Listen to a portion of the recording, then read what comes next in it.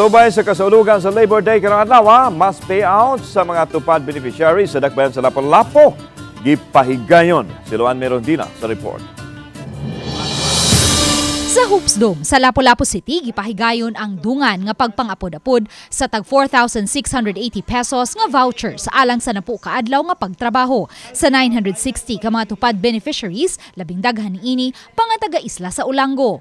Niadtong Abril 12 ngadto sa Abril 21 ang schedule sa pagtrabaho sa mga taga-isla. Samtang pagka-Abril 15 ngadto sa Abril 25 sa mga barangay sa mainland Lapu-Lapu.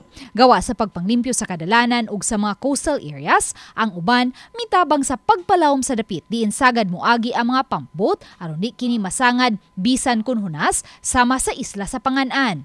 Samtang sa mainland Lapu-Lapu, ubay-ubay ang mga senior citizens nga mga tupad beneficiaries. Sama na lang niining tulo ka managhigala nga nanag-edad og 69 anyos, 74 anyos ug 84 anyos. Bisan pa man sa taas nga pangidaron, gipamatud-an sa 84 anyos nga si Adelina Taghoy nga kaya pa niyang motrabaho sama sa pagpanglimpyo. Street pa man ang akong kuan, paglakaw.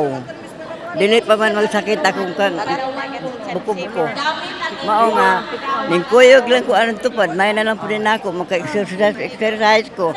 4,492,800 pesos ang gigahin ni Lapu-Lapu City Lone District Congresswoman Cindy King-Chan alang sa mong tupad program gikan sa iyang congressional fund. At least naaagit tayo na kitang agi, no? Nalimpyo, unya labi na ang Pangan-an. Ayaw kabalaka sa katong wala pa.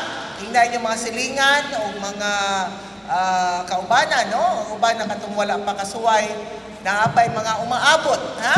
Tagaan na po nato silang chance. Uban ni Marlon Melgazo, Luan Merondina, Balitang Bisdak.